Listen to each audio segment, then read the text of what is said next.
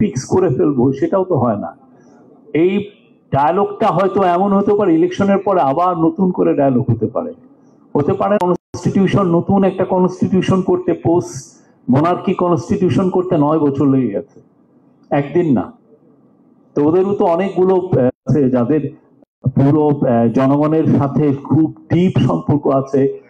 প্রচন্ড তো অনেক মানে ইনসার্জেন্সি করেছেন, তারা মিলে বছরের পর বছর খুব ক্ষুদ্র ক্ষুদ্র বিষয়েও আলোচনা করেছে। এটা হয়েছে যে চেঞ্জের যে হাঙ্গার, যে মানুষ, তাকে বাংলাদেশের মানুষ একটা বেটার শাসনতন্ত্র চায়, বাংলাদেশের মানুষ একটা বেটার গভর্নেন্স চায়, যেখানে অ্যাকাউন্টেবিলিটি থাকবে, করাপশন থাকবে না।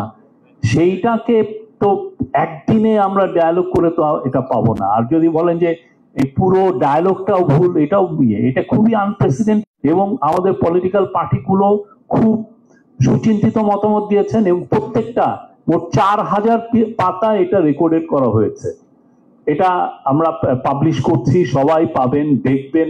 টিভিতে যেগুলো আছে সেগুলো 10 টেরাবাইট এটা আমরা প্রিজার্ভ করে রেখেছি। এটাও সবাই, যে কোনো রিসার্চার দেখতে পারেন, পলিটিক্যাল পার্টিগুলো রিভিজিট করতে পারেন, ভাবতে পারেন যে ওই বিষয়ে সাইফুল হক ভাইয়ের অভিমতটা কি ছিল, এই বিষয়ে সালাউদ্দিন ভাই কি বলেছিলেন, বা বিএনপির এইখানে স্ট্যান্ডটা কি ছিল।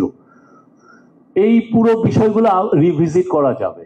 এবং এটা কুইক ফিক্স না, এটা প্রত্যেকটা, অনেকে ভাবছেন যে এই আলাপগুলো একদিনে কেন সম্ভব না, আসলে একদিনে সম্ভব না। আপনারা অনেকে ভাবছেন যে কেন এক সপ্তাহে আমরা, এটা তো এক সপ্তাহে বসলে ঠিক করা যায়। এটা তো সত্যিকার অর্থে এটা একটা ওই যে সিপিডি সেমিনার না, যে আপনি দিন শেষে একটা রিড আউট করলেন যে এই কনসেনসাস হয়েছে, এটা তো না। এটা 80 মিলিয়ন জনগণের রিপ্রেজেন্ট করা একটা শাসনতন্ত্র কিভাবে হবে, কোথায় আমাদের ভুল ত্রুটি হয়েছে, আমরা যেন আর একটা শেখ হাসিনার মতো স্বৈর শাসন না পাই, এবং এটা যেন ট্রুলি রিপ্রেজেন্টেটিভ গভর্নমেন্ট হয়, সেটা নিয়েই তো সবার এই আয়োজন।